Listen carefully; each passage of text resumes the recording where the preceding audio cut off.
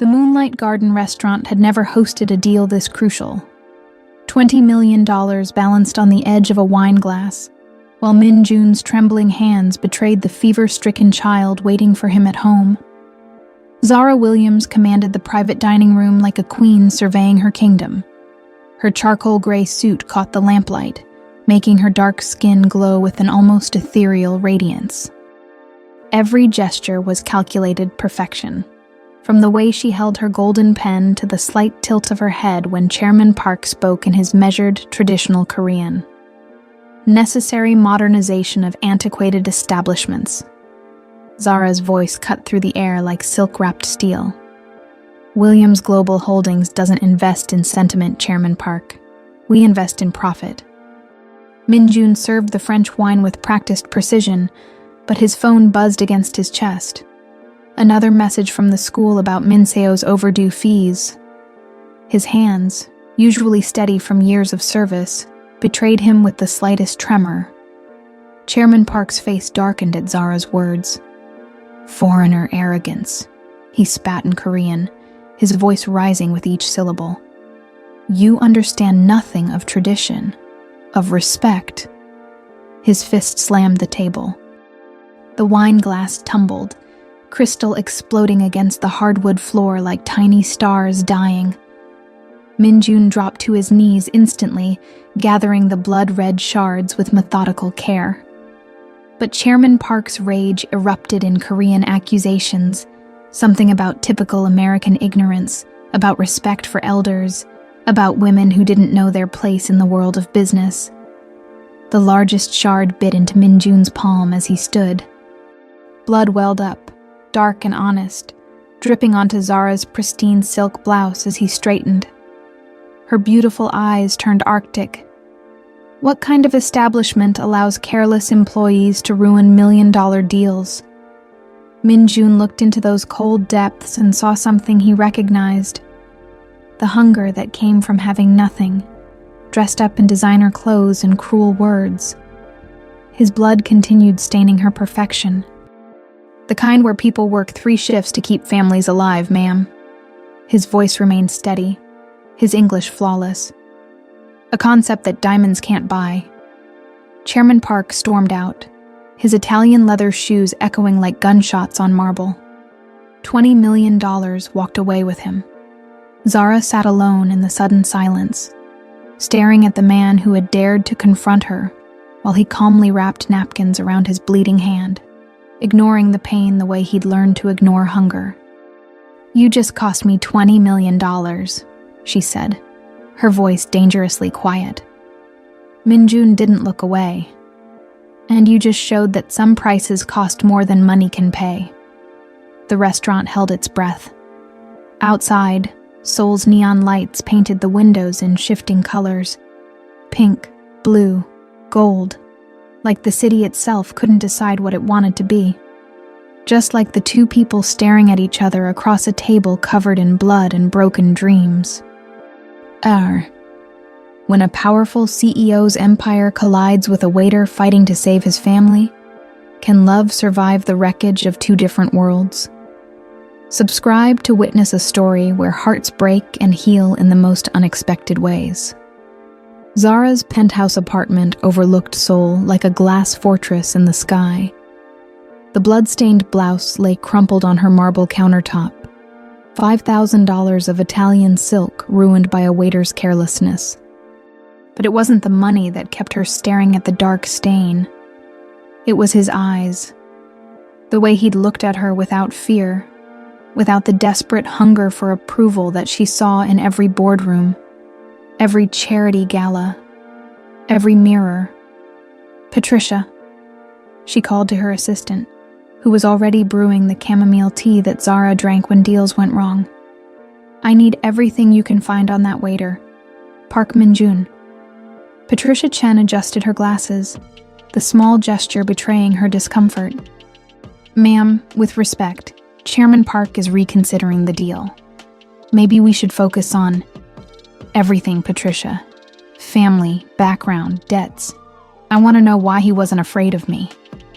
At that same moment, 12 miles across the city, Min-jun climbed 4 flights of stairs to the one-bedroom apartment he shared with his siblings. His bandaged hand throbbed with each step, but it was nothing compared to the weight in his chest. 3 months of saved tips, gone. The chance to pay Min-seo's school fees, gone. The security deposit for a bigger apartment, gone. Hyung? Min-seo looked up from her textbooks as he entered. At 16, she carried herself with the careful grace of someone who'd learned too young that the world was fragile. How was work?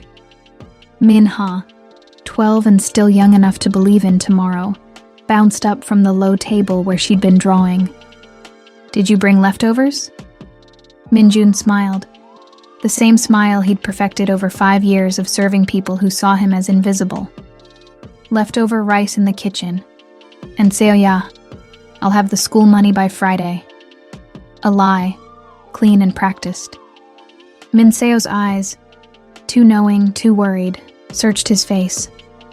She saw the bandage, the way he favored his right hand. But she said nothing. They'd all learned the art of protecting each other through silence. I can work weekends at Mrs. Kim's shop, she offered quietly. You focus on studying. University applications are due soon.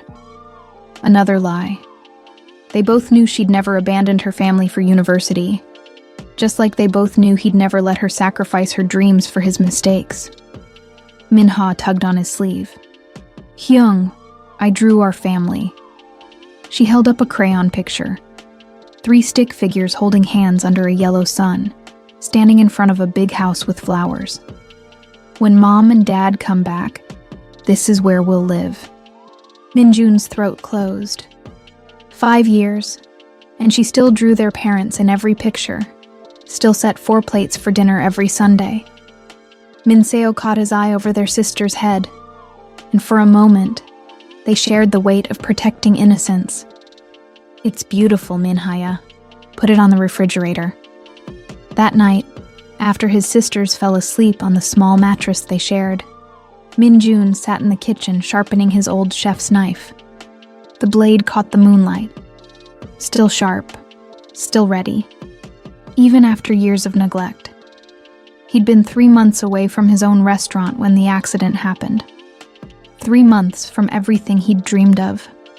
His phone buzzed. A text from an unknown number. Tomorrow, 3 p.m. Moonlight Garden. We need to talk. Z. Williams. He stared at the message until his eyes blurred. In 12 hours, his life would change forever. He just didn't know how yet. Zara arrived at Moonlight Garden exactly at 3 p.m., her punctuality as sharp as her black Louboutin heels. She'd chosen her outfit like armor: cream silk blouse, tailored blazer, diamond studs that caught the afternoon light. But underneath the perfection, her stomach twisted with something she hadn't felt in years: uncertainty. Min-jun waited at the same table where their worlds had collided the night before. Clean shirt, careful posture, hands folded to hide the bandage. He stood when she approached. Old-fashioned courtesy that made her chest tighten unexpectedly. You wanted to talk, he said simply. Zara had rehearsed this conversation during the sleepless night, had planned every word like a business negotiation. But sitting across from him in the afternoon light streaming through traditional latticed windows, her prepared speech dissolved. I looked you up, she said instead. Something flickered in his eyes. Not fear, but resignation. And what did you find? Le Cordon Bleu Scholarship. Top 5% of your class. Job offers from 3 Michelin-starred restaurants in Paris. She paused, studying his face. And then, nothing. 5 years of nothing. Min-jun's jaw tightened almost imperceptibly. I chose family. No one chooses to throw away that kind of talent. You don't know anything about my choices. The words hung between them, a challenge and a wall. Zara recognized the tone. She'd perfected it herself during countless meetings, where men assumed her success came from luck or looks, rather than the brutal hours she'd clawed her way up from nothing. "I know about choosing," she said quietly. "I grew up in Detroit, East Side, where the streetlights don't work and the schools don't have enough books. I know what it means to be hungry. Really hungry." Minjun's expression shifted, walls cracking just enough to let surprise through. "I know what it means to lie awake at night wondering if tomorrow will be the day you can't protect the people you love anymore." Her voice remained steady, but her hands, always so carefully controlled, trembled slightly as they reached for her coffee cup. "I know what it means to choose money over dreams because dreams don't pay rent." "Then why are you here?" he asked, and for the first time his voice was gentle. Zara looked out the window at Seoul's endless contradictions. Ancient temples shadowed by glass towers, street vendors sharing sidewalks with luxury boutiques. Like her heart, caught between the girl who'd once worn secondhand shoes and the woman who now owned companies. "Because I recognize something in you that I lost somewhere along the way," she admitted. "And I want to know if it's possible to find it again." The silence stretched between them, comfortable and dangerous. Minjun studied her face, really looked at her, and saw past the perfect makeup to the exhaustion she hid, the loneliness she wore like expensive perfume. "What are you offering me, Ms. Williams?" "A job. Executive chef at a restaurant I'm planning to open. Full creative control, competitive salary, benefits that include health insurance and education funds." She paused, playing with her golden pen. "For your family." Minjun's eyes sharpened. "What's the catch?" "You helped me win Chairman Park back. You know this world, these traditions. I need someone who can navigate the cultural nuances I'm still learning. And in return, you save my family." The words hung heavy with unspoken implications. Zara met his gaze directly. "In return, we save each other." But what she didn't say, what neither of them was ready to acknowledge, was that some rescues cost more than money could ever measure. The walk to Minjun's apartment became Zara's first real lesson in humility. Her heels clicked against cracked pavement, while she navigated narrow alleys that her chauffeur had never driven through. Laundry hung between buildings like colorful flags of survival, and the smell of cooking rice mixed with exhaust fumes and dreams deferred. "This is it," Minjun said, stopping at a building that had seen better decades. 4 flights of stairs later, Zara understood why he'd hesitated. The apartment could fit inside her walk-in closet, but it was clean. Spotless, actually, and filled with the kind of care that money couldn't buy. Textbooks stacked neatly on a low table. Minha's drawings covering every inch of refrigerator space. The faint scent of jasmine incense that couldn't quite mask the smell of too many people in too small a space. "Minseo Minha," Minjun called in Korean, then switched to English. "Come meet someone." Minseo emerged from behind a curtain that divided the sleeping area, wearing a school uniform that had been mended so carefully that the repairs looked like intentional embroidery. Her eyes, suspicious and protective, assessed Zara from head to toe. "The lady from the restaurant," she said in careful English. "The lady who got Appa in trouble," Minha added, appearing with a worn stuffed rabbit clutched against her chest. Zara felt something crack inside her chest. These weren't just Minjun's responsibilities. They were fierce, intelligent, independent people who'd learned to survive by protecting each other.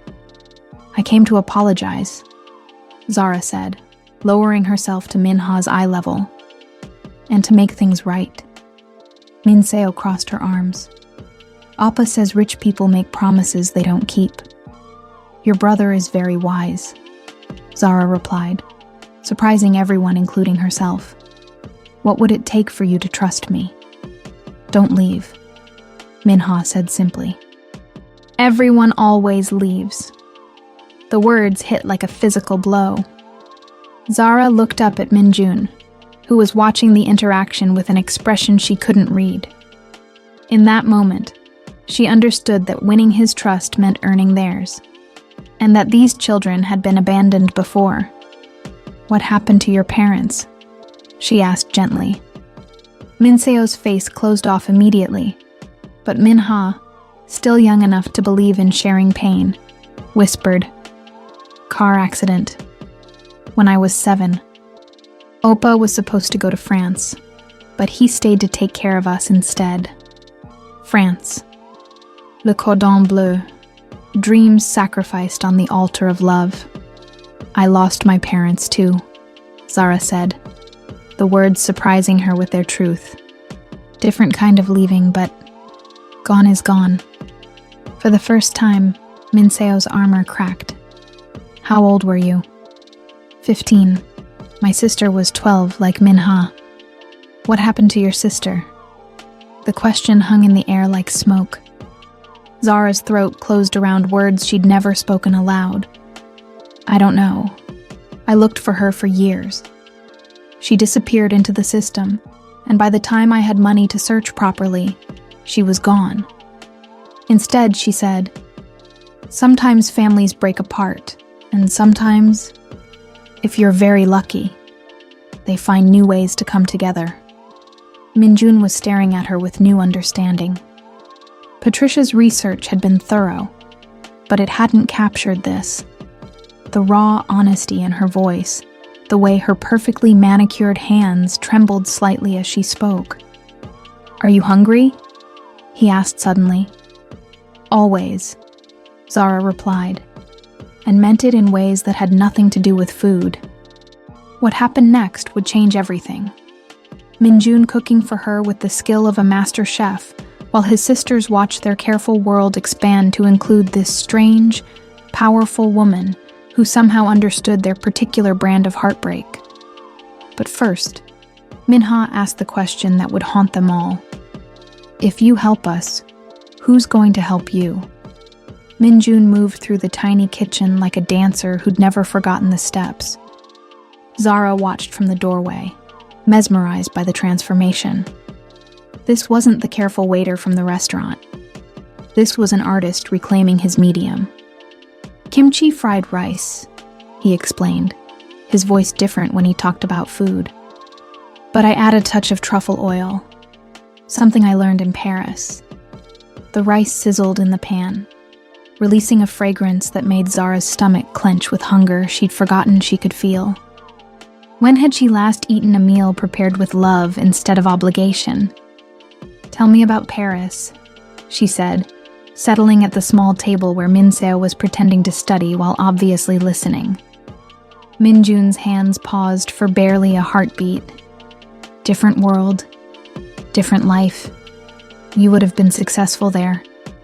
Success isn't just about what you achieve. It's about who you choose to achieve it with." He glanced at his sisters, and Zara saw the weight of 5 years in that look. Bedtime stories and scraped knees and parent-teacher conferences he'd attended alone. "Do you regret it?" she asked quietly. "Ask me again in 10 years. He plated the rice with the precision of fine dining, but served it in chipped bowls that spoke of a family making do. The first bite transported Zara completely. Perfect texture, layers of flavor that built and evolved.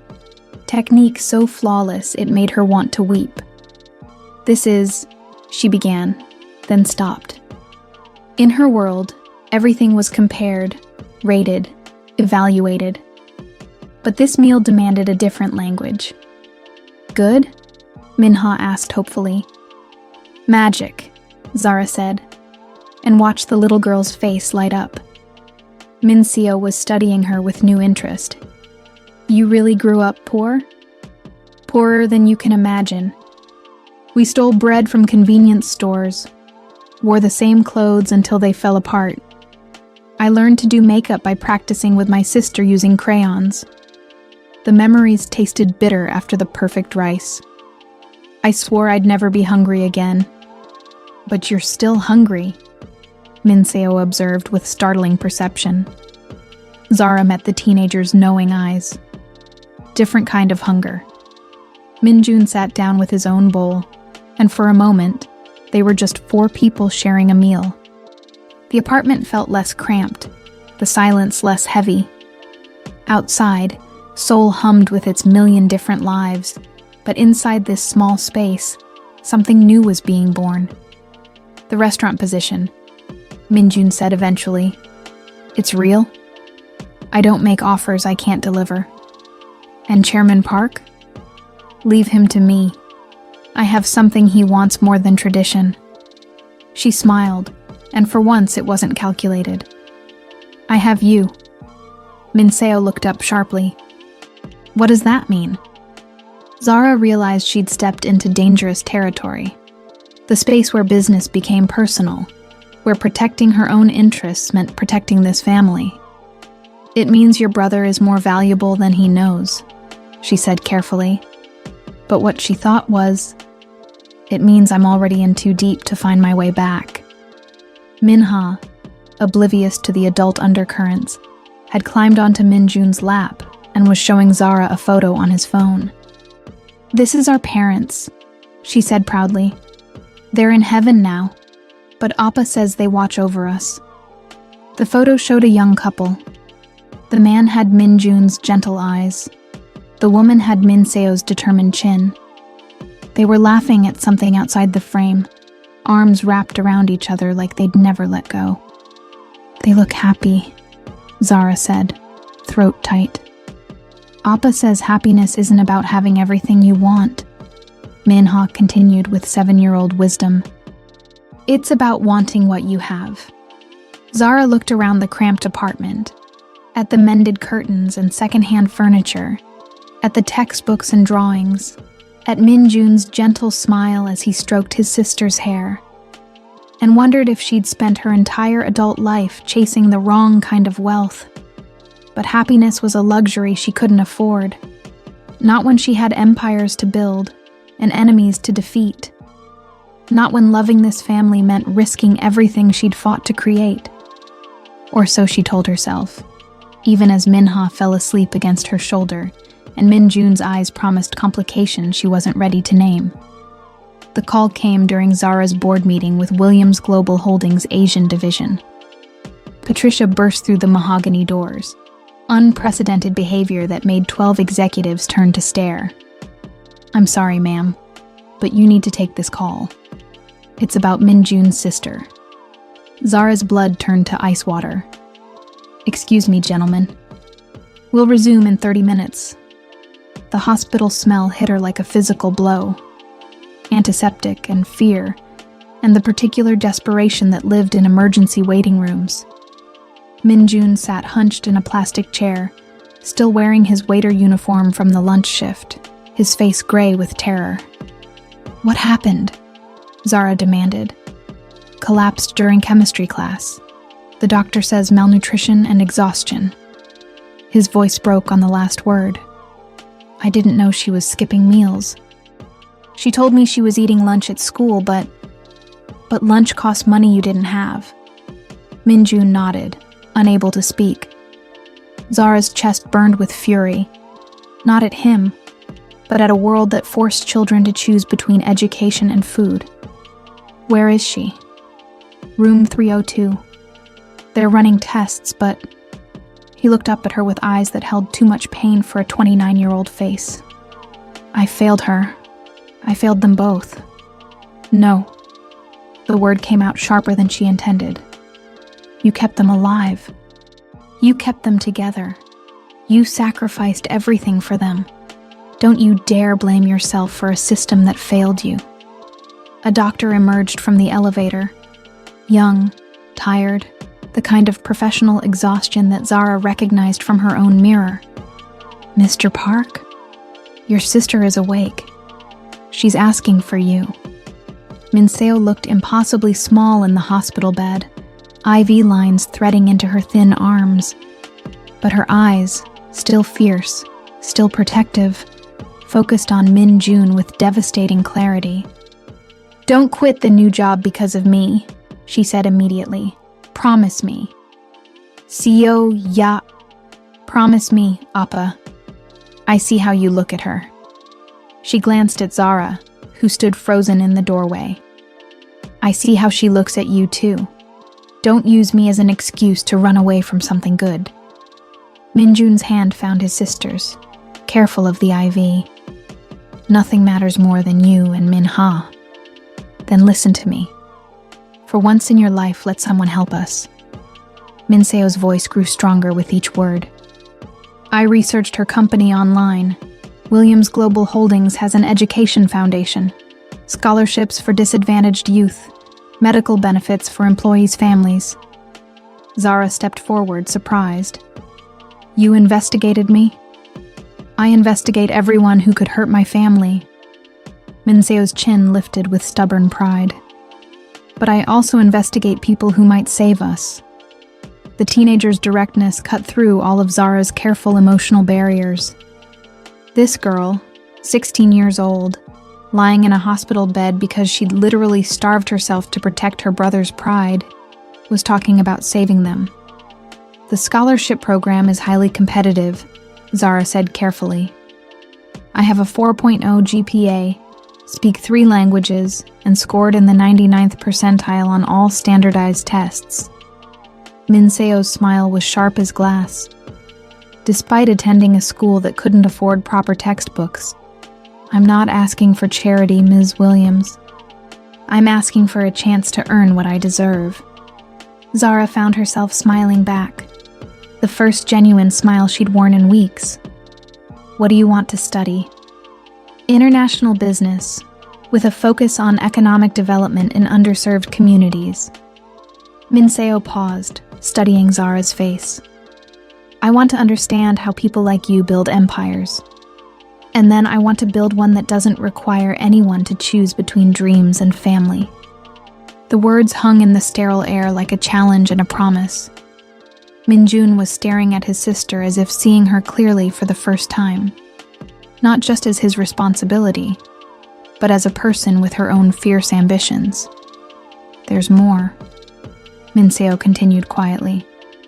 I know about the restaurant position, about Chairman Park, about the deal that fell through. She looked directly at Zara. I also know you're planning something bigger than just winning him back. Zara's carefully constructed world tilted on its axis. What do you know? I know that Chairman Park owned the trucking company that killed our parents. I know he's been quietly buying properties in this neighborhood, including the building we live in. And I know that you've been researching his business practices for weeks. The silence that followed was deafening. Minjun had gone completely still, his face cycling through shock, comprehension, and something that looked dangerously like rage. How long have you known? He asked his sister. 3 months. I hired a private investigator with my tutoring money. Minseo's voice remained steady, but tears finally started falling. I was going to tell you when I had enough evidence to do something about it. But then she showed up, and I realized, maybe I don't have to carry this alone anymore. Zara felt the ground shifting beneath her feet. Everything she thought she understood about this family, about her own motivations, about the careful game she'd been playing with Chairman Park, all of it was crumbling into something far more dangerous and personal. What do you want from me? She asked quietly. Help us get justice for our parents, Minseo said. And in return, she looked between Zara and Minjun, something ancient and knowing in her 16-year-old eyes. In return, let us help you remember what it feels like to have a family.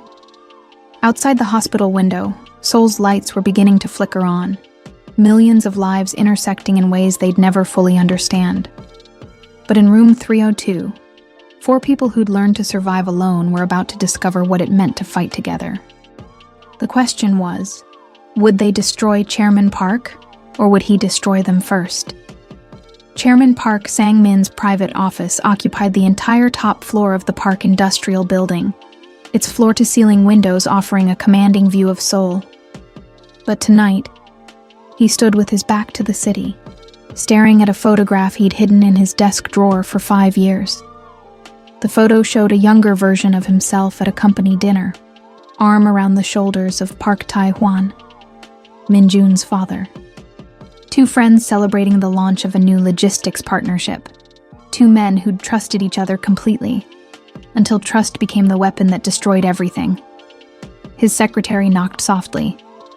"Sir, Ms. Williams is here for your 9 p.m. appointment. Send her in."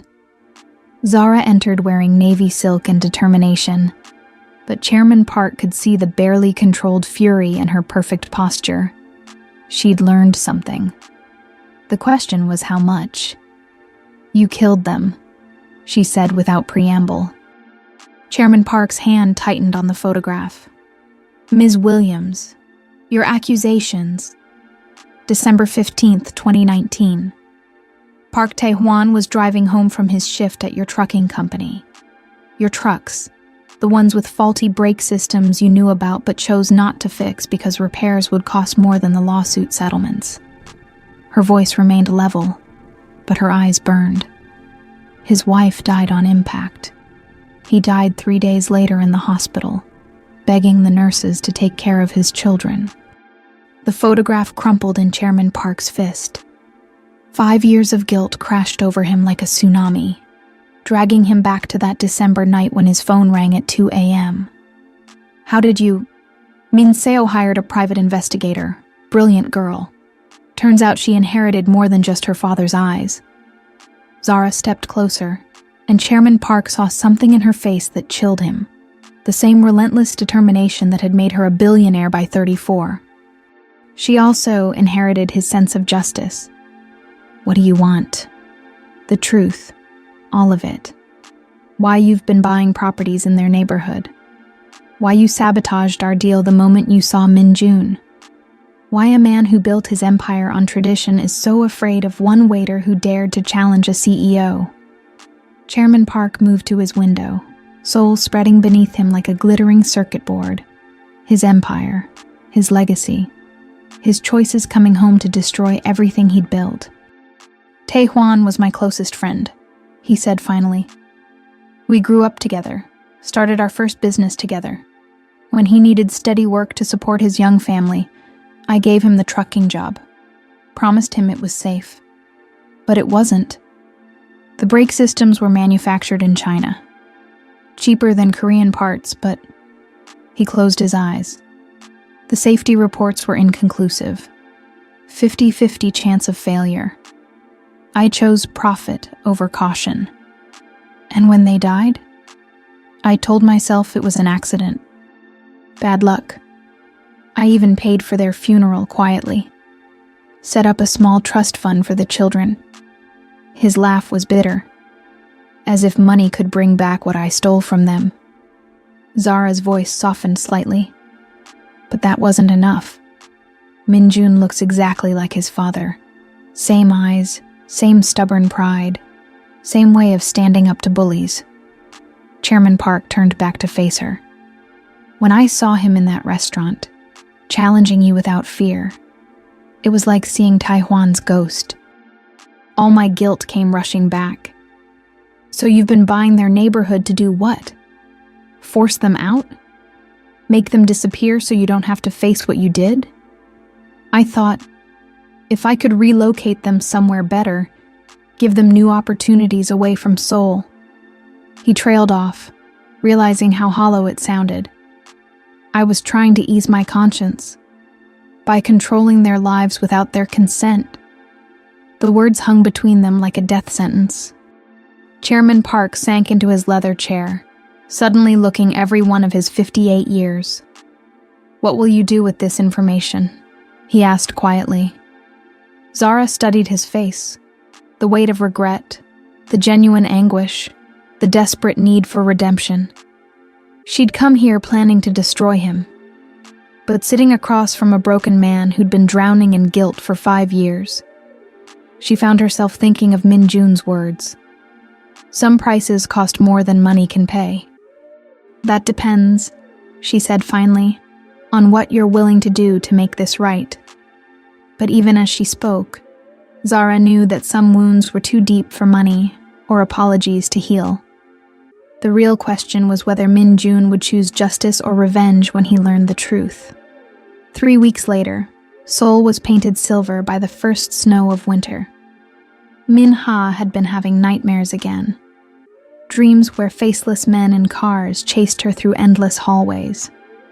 Only Min Jun could calm her, sitting by her small mattress and singing lullabies their mother had taught him. But tonight was different. Tonight, Zara was there. She'd arrived at 10 p.m. with takeout from Min Jun's favorite restaurant and a children's book in Korean that she'd been secretly learning to read. When Min Ha's screams woke the apartment, Zara was the one who reached her first. "Shh, baby girl," Zara whispered, gathering the trembling 12-year-old into her arms. "You're safe. We're all here." Min Jun appeared in the doorway, hair messy from sleep, wearing an old t-shirt that had seen better years. He stopped short at the sight of Zara holding his sister, singing an English lullaby in a voice that cracked with unexpected tenderness. "Hush now, my baby. Be still, love, don't cry. Sleep as you're rocked by the stream." Min Ha's sobs quieted. Min Seo emerged from behind the curtain, rubbing her eyes but smiling at the scene. For a moment, they looked like what they'd never been but always wanted. A complete family. "Better now?" Zara asked softly. Min Ha nodded against her shoulder. "Will you stay until I fall asleep?" "Of course." An hour later, both girls were sleeping peacefully. Zara and Min Jun found themselves alone in the tiny kitchen, sharing instant coffee and the comfortable silence that had become their secret language. "You didn't have to stay," Min Jun said, but his eyes were grateful. "Yes, I did." He looked at her, really looked, taking in the way her expensive silk blouse was wrinkled from holding Min Ha, how her perfect makeup was smudged, how she looked more beautiful in his cramped kitchen than she ever had in boardrooms full of powerful men. "Zara," he said, her name soft on his lips. "I know." She met his gaze directly. "I know what this is becoming. I know what we're risking.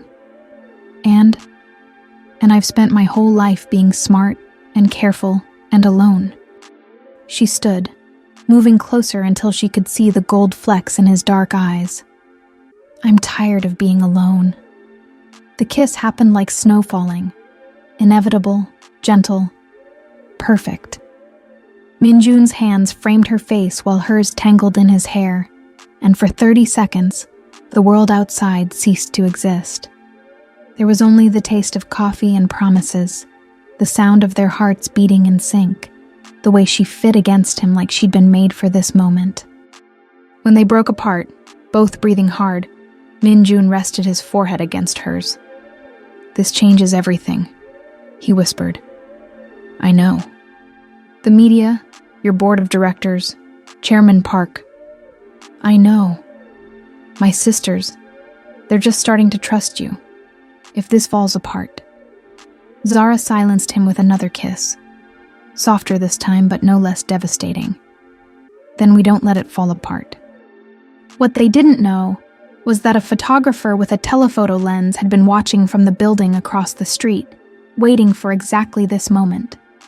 By morning, the photo would be on the front page of every tabloid in Seoul. The powerful CEO Zara Williams kissing her waiter, both of them silhouetted against the cheap curtains of a poverty-stricken apartment. The headline would read, "Beauty and the Beast, American Mogul's Secret Affair with Servant." By noon, Min Jun's phone would be ringing nonstop. Min Seo would be surrounded by reporters outside her school. Min Ha would hide under her desk, crying while classmates whispered about her family's shame. And Zara would be forced to choose between protecting the man she was falling in love with and saving the empire she'd built from nothing. But for now, in the silence of a snow-covered night, they held each other and pretended that love could be enough to shield them from the storm that was coming. The Williams Global Holdings Emergency Board meeting convened at 6 a.m., 12 executives in $1,000 suits sitting around a mahogany table like judges at a tribunal. The scandal had been burning through social media for 6 hours. Zara and the waiter was trending worldwide. "This is unacceptable," declared board member Harrison Webb, sliding a tablet across the table. The photos were everywhere. Zara and Min June kissing, holding hands, laughing together at some private joke. "Our stock price has dropped 8% overnight." Zara sat at the head of the table in her armor of choice, a black power suit that cost more than most people's monthly salary, diamonds glinting at her ears like weapons. But underneath the perfect facade, her hands trembled with exhaustion and fury. "The situation is contained," she said coolly. "Contained." Webb's voice rose. "You're romantically involved with a waiter, a Korean waiter with 2 dependents and no prospects. The Korean business community sees this as a mockery of their traditions. What I do in my personal life—" "There is no personal life for someone in your position," interrupted Margaret Chen, the board's longest-serving member. "You know this, Zara. You've always known this." Patricia entered quietly, placing a folder in front of Zara. "Ma'am, the Korean media response is extensive." The headlines were brutal. "American CEO toys with Korean working class. Cultural imperialism in designer heels. When money can't buy class. Chairman Park has withdrawn from all negotiations," Patricia continued. 3 other Korean partners are reconsidering their contracts. The Seoul Investment Summit has rescinded your speaking invitation." Zara's jaw tightened. 5 years of careful relationship building destroyed in one night. "There's more," Webb said with barely concealed satisfaction. "We've received a formal proposal from the Blackstone Group. They're offering to buy out your controlling shares at a generous premium." The folder he slid across contained more zeros than most people would see in a lifetime. Enough money to disappear forever, to start over somewhere else, to never have to choose between love and power again. "They're vultures," Zara said flatly. "They're businessmen, and they recognize an opportunity when they see one."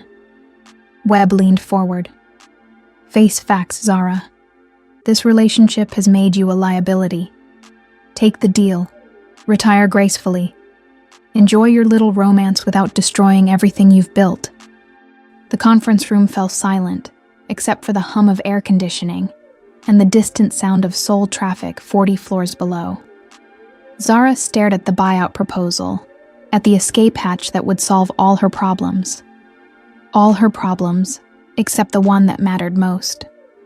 Her phone buzzed. A text from Min June. "The girls are okay. Don't let them win." She looked around the table at 12 faces that had never known hunger, never chosen between rent and groceries, never sacrificed dreams to protect the people they loved. These men and women saw her relationship as a weakness, a distraction, a threat to their profits. They didn't understand that Min June and his sisters had given her something she'd forgotten how to want, a reason to be better than just successful. "Counter-proposal," she said, closing the buyout folder without signing it. "I retain my controlling shares and my position as CEO, but I establish a new philanthropic division, the Williams Family Foundation, focused on supporting orphaned children and displaced families in Korea." "Zara," Webb started. "I'm not finished." Her voice cut through the room like silk-wrapped steel. "I also propose a partnership with Korean cultural organizations to ensure that all Williams Global Holdings ventures in Asia respect and incorporate local traditions. No more accusations of cultural imperialism." "And your relationship with this waiter?" Zara stood, smoothing her skirt with hands that no longer trembled. "Min June Park is one of the most talented chefs I've ever encountered. He'll be the executive chef at our new flagship restaurant in Seoul, a position he's earned through skill, not romance." She moved to the window, looking out at the city where somewhere, 3 people she'd learned to love were probably hiding from photographers and trying to pretend their world hadn't just exploded. This is business, gentlemen. Everything else is personal. And I don't recall giving any of you permission to interfere with my personal life. The silence that followed was deafening. Finally, Margaret Chen spoke. The board will need to vote. Then vote, Zara said. But understand this. I built this company from nothing. I've survived hostile takeovers, market crashes, and a dozen attempts to remove me. You think a love affair is going to be what destroys me? She gathered her things, every movement precise and controlled. I'll be expecting your decision by close of business today. Patricia will handle any questions. As she reached the door, Webb called out, "What makes you so certain he's worth all this risk?" Zara paused, thinking of Min-jun's hands as he cooked for his sisters, the way he'd held Min-ha during her nightmares, how he'd looked at her not as a CEO or a conquest, but as a woman deserving of tenderness. "Because," she said simply, "he taught me the difference between having everything and having enough." The elevator doors closed behind her, and Zara allowed herself exactly 30 seconds to feel the weight of what she'd just risked. Everything. Her company, her fortune, her carefully constructed life.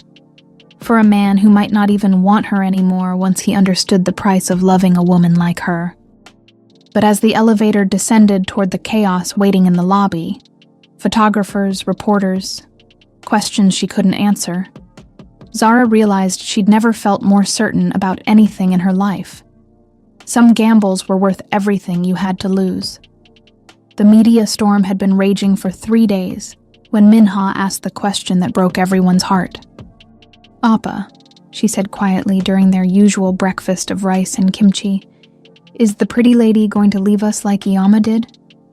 Min-jun's chopsticks froze halfway to his mouth. Across their small table, Min-seo looked up from her textbook with eyes that held too much understanding for a 16-year-old. "Iyama didn't leave us, Min-ha-ya," Min-jun said gently. "She died in an accident. But she's not here anymore. And now everyone on TV is saying bad things about the pretty lady because she likes us." Minha's voice remained matter-of-fact, but her small hands were trembling. "So she'll leave too, won't she?" Before Min-jun could answer, their door buzzer rang. Through the intercom speaker came Zara's voice. "It's me. Can I come up?" Min-seo and Min-jun exchanged glances. They'd seen the news coverage, the board meetings, the stock prices, the brutal headlines. They knew what loving their family was costing her. "She shouldn't be here," Min-seo whispered. "The photographers—" "Let her come up," Min-ha said firmly. "I want to ask her something." 5 minutes later, Zara stood in their doorway wearing jeans and a simple sweater, the first time they'd seen her in anything other than business attire. Her hair was pulled back in a ponytail, her face free of makeup, and she looked younger but more tired than they'd ever seen her. "Hi," she said softly. Min-ha launched herself forward, wrapping her arms around Zara's waist. "You came back." "Of course I came back." Zara knelt down to Min-ha's eye level, smoothing the girl's hair with gentle hands. "Why would you think I wouldn't?" "Because everyone always leaves when things get hard. Iyama left. Appa left. And now the TV people are saying mean things about you because you love us." Zara's breath caught. She looked up at Min-jun, who was watching the interaction with an expression she couldn't read, then at Min-seo, who had closed her textbook and was listening with fierce attention. "Can I tell you something about leaving, Min-ha-ya?" Zara asked. The little girl nodded. "Sometimes people leave because they have to. Like your parents, who didn't want to leave but didn't have a choice. Sometimes people leave because they're scared. And sometimes..." She paused, choosing her words carefully. Sometimes people leave because they think it will protect the people they love. Are you scared? Minha asked. Terrified, Zara admitted. I've never had a family before. I don't know how to be good at it. You don't have to be good at it, Minha said with startling wisdom. You just have to stay. The words hung in the small apartment like a prayer. Minjun cleared his throat, his voice rough when he spoke. Minhaya, go play in the other room for a few minutes. Appa needs to talk to Zara Nuna. When they were alone, the silence felt heavier than usual. Minjun studied Zara's face, the exhaustion she couldn't hide, the vulnerability that her designer armor usually concealed. You're thinking about leaving, he said. It wasn't a question. My board wants me to sell the company. Take a buyout and disappear. It would solve everything. For you, for me, for everyone. Except Minha, who's already been abandoned by everyone she's ever loved. The words hit like a physical blow. Zara sank onto their small couch, suddenly looking fragile in a way that had nothing to do with her size. I don't know how to do this, Minjun. I don't know how to love people without destroying them. He sat beside her, careful not to touch but close enough that she could feel his warmth. Do you want to learn? What if I'm not capable of it?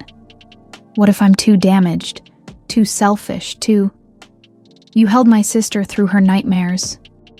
You got Minseo the medical care she needed without making us feel like charity cases.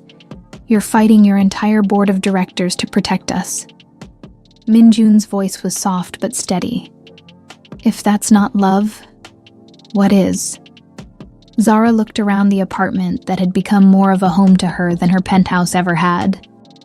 At the refrigerator covered in Minha's drawings, at Minseo's carefully organized textbooks, at the family photo where two parents smiled out at the children they'd never see grow up. What if they're right? She whispered. What if loving me ruins your lives?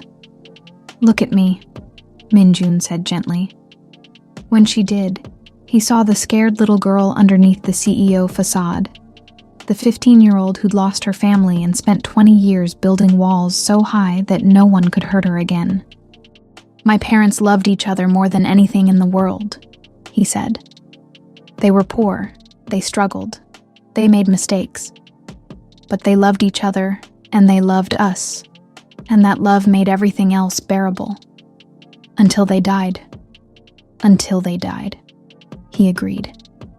But the love didn't die with them. It's still here, in how Minseo fights for her dreams, in how Minha still believes in happy endings, in how I learned to put family first. He paused. And now it's here with you too. Zara closed her eyes, tears finally falling. I'm so scared.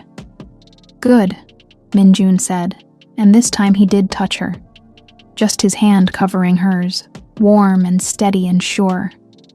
People who aren't scared don't fight hard enough to keep what matters. From the other room came Minha's voice, singing one of the lullabies that Zara had taught her. The sound wrapped around them like a promise, like hope, like the possibility of healing even the deepest wounds. Stay, Minjun whispered. Please. Whatever it costs, we'll figure it out together. And for the first time in her adult life, Zara Williams chose love over safety, family over empire, enough over everything. But the hardest battles were still to come. Patricia Chen had always prided herself on her loyalty, but sitting in her car outside Chairman Park's corporate headquarters at 2 a.m., she wondered if loyalty had limits. The thumb drive in her purse contained enough evidence to destroy Chairman Park's empire. Falsified safety reports, bribed inspectors, a paper trail of cover-ups stretching back 6 years. More than enough to give Minjun and his sisters the justice they deserved. But it also contained something else. Something that would devastate Zara if she ever learned the truth. Patricia's phone buzzed.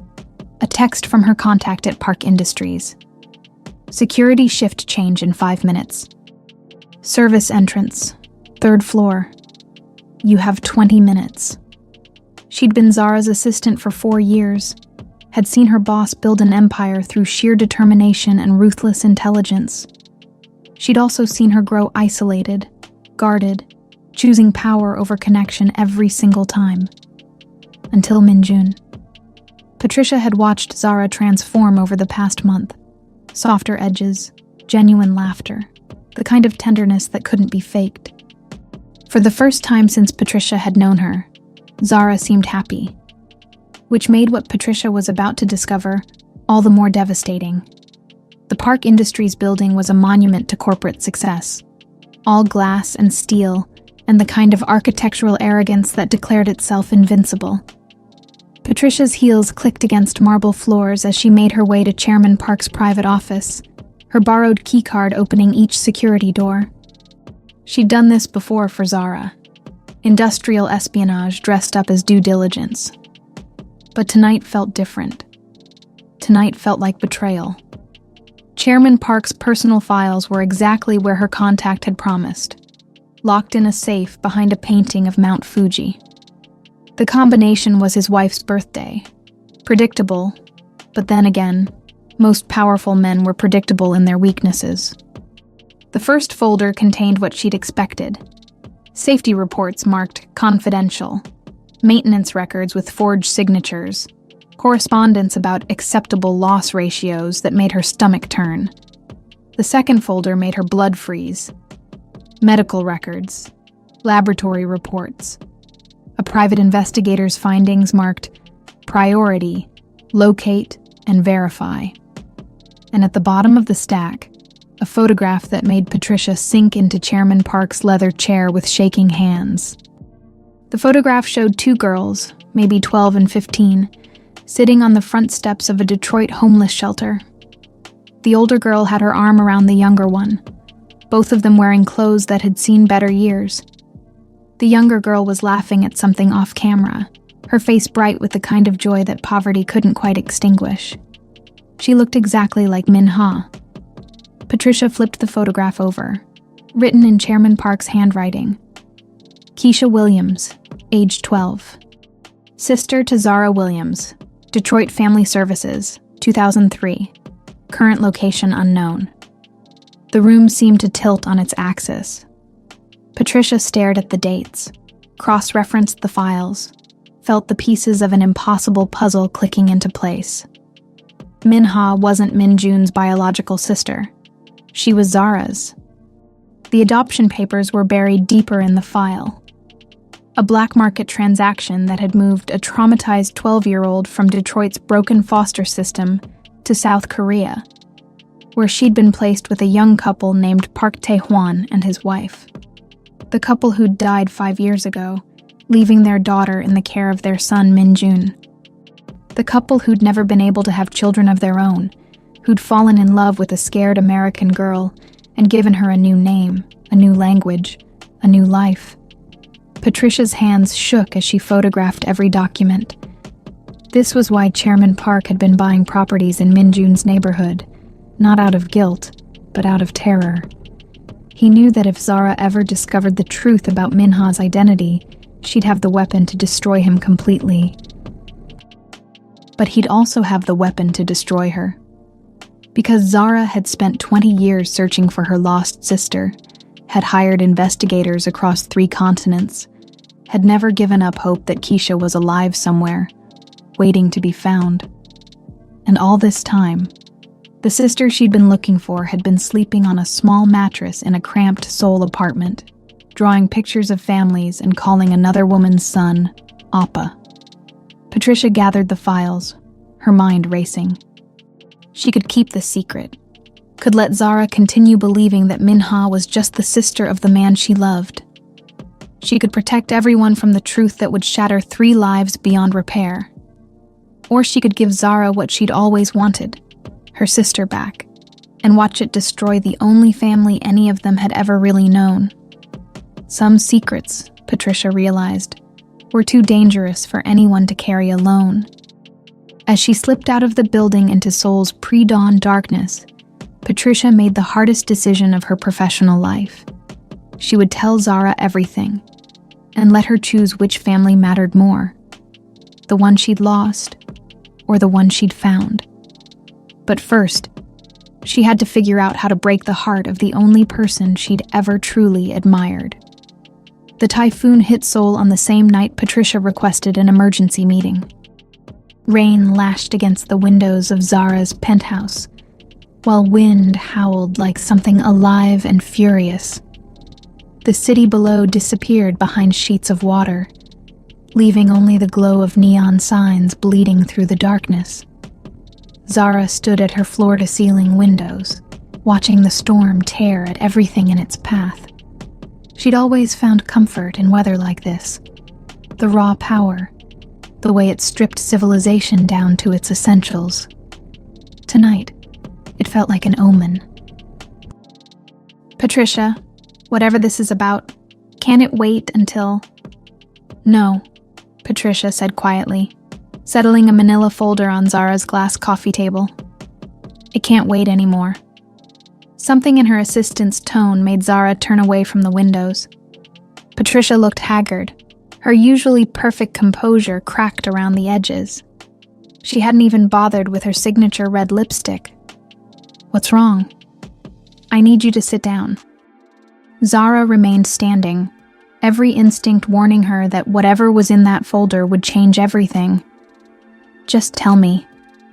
"It's about Min-ha." The name hung in the air between them. Outside, thunder rolled across the city like applause for a tragedy about to unfold. "What about her?" Patricia opened the folder with trembling hands. The first photograph hit Zara like a physical blow. 2 girls on shelter steps, one laughing with a face she recognized from every mirror, every childhood memory she'd tried to bury.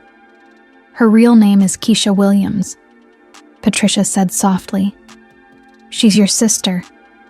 The world stopped. Zara stared at the photograph, at the impossible face of the girl she'd searched for across continents and decades. The girl who'd been stolen from her by a system that cared more about paperwork than families. That's not possible. Illegal adoption. Forged documents. Chairman Park arranged it through his international connections. Desperate Korean couple. American girl who'd fallen through the cracks. Patricia's voice was clinical, professional, but her eyes were full of tears. The Parks renamed her Min-ha, taught her Korean, gave her a new identity. When they died, she was so traumatized she suppressed most of her English memories. Zara sank onto her white leather couch, the photograph trembling in her hands. 20 years of searching, 20 years of hiring investigators and following false leads, and living with the guilt of losing the only family she'd ever really had. Does she know? No. The trauma, the language barrier, the age she was when it happened.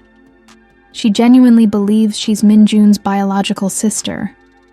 And Min-jun? He has no idea. The Parks never told him she was adopted. He's been raising his dead parents' daughter, not knowing she's actually... Patricia paused. She's actually the sister of the woman he's falling in love with. The irony was devastating.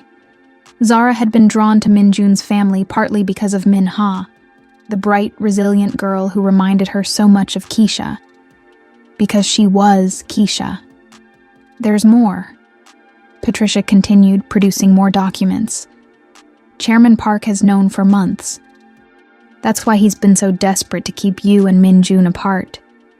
He knows that if you ever discovered the truth, I'd have enough leverage to destroy him completely. Zara's voice was hollow.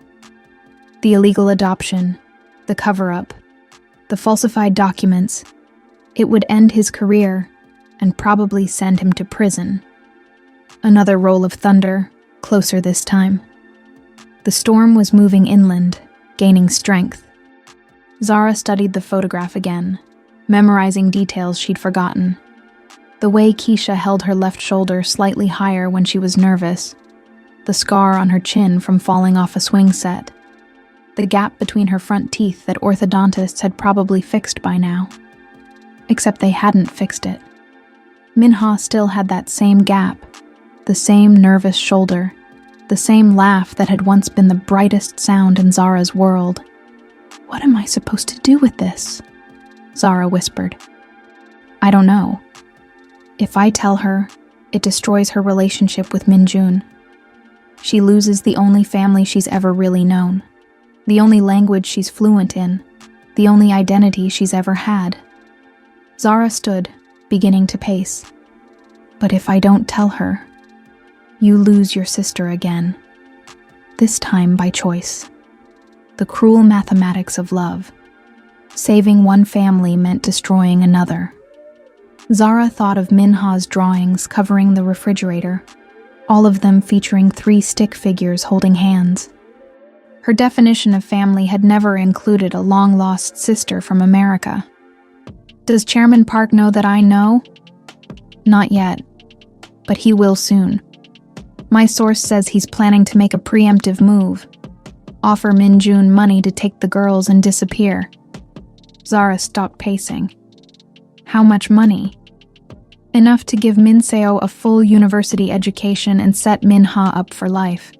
Enough to salve Minjun's conscience about taking them away from you." The plan was elegant in its cruelty. Solve Chairman Park's problem, while appearing to be generous. Give Minjun the resources to care for his family properly, but only if he removed them from Zara's life forever. He's betting that Minjun will choose his sister's financial security over love, Zara realized. Wouldn't you? The question struck home. A month ago, Zara would have made the same choice. Practical, logical, safe. But she'd learned something from this complicated, impossible family. Love wasn't always logical. Lightning illuminated the room, followed immediately by thunder that shook the building. The storm was directly overhead now, unleashing its full fury on the city. Zara's phone rang, Minjun's name on the screen.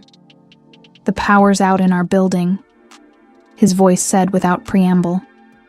"Minha's scared of the dark, and Minseo can't study for her exam tomorrow. Would it be okay if we came to your place tonight?" Zara closed her eyes, holding the photograph of 2 sisters who'd lost each other to circumstances beyond their control. In a few hours, the girl she'd never stopped searching for would be sleeping in her guest room, still unaware that her biological sister had been looking for her for 20 years. "Of course," she managed. "Come home." After she hung up, Patricia asked quietly, "What are you going to do?" Zara looked out at the storm, at the way it bent trees and shattered windows, and rearranged the landscape according to its own fierce logic. "I'm going to let them stay the night. I'm going to watch Minha fall asleep safe and warm and loved. And tomorrow..." She paused, her reflection ghost-like in the rain-streaked glass. "Tomorrow I'm going to make the hardest choice of my life." But what she didn't say, what she couldn't say, was that she already knew what that choice would be. Love meant letting go, even when letting go felt like dying. Dawn came gray and subdued after the storm, Seoul's streets littered with debris and broken dreams. Zara stood in her kitchen making coffee with hands that only trembled slightly, watching through her penthouse windows as the city began to clean up the wreckage. Minha was still asleep in the guest bedroom, curled around the stuffed rabbit she'd had since childhood. The same rabbit that had belonged to Keisha Williams in a Detroit homeless shelter 20 years ago. Minseo was at the dining table, textbooks spread around her like battle plans, preparing for exams that would determine her future. Minjun sat on the couch, still wearing yesterday's clothes, checking messages from the restaurant. A perfect domestic scene, if you didn't know that it was built on lies and about to crumble. Patricia arrived at 8 a.m. with more devastating news. Chairman Park had moved faster than anticipated. His offer to Minjun was being delivered this morning. $5 million and guaranteed university placements for both girls, conditional on their immediate relocation to Canada, and a signed non-disclosure agreement. He's giving Min Jun an hour to decide, Patricia reported quietly, while the family was out of earshot. After that, he threatens to go public with evidence that Min Jun has been using his sisters to manipulate you for financial gain. Zara's coffee cup cracked in her grip, hot liquid spilling across her fingers. Fabricated evidence. Does it matter? By the time the truth comes out, the damage will be done. Min Jun's reputation will be destroyed, the girls will be expelled from school, and you'll be accused of being a naive CEO who fell for an elaborate con. The timing was perfect. Forced the choice before anyone had time to think, to breathe, to find alternative solutions.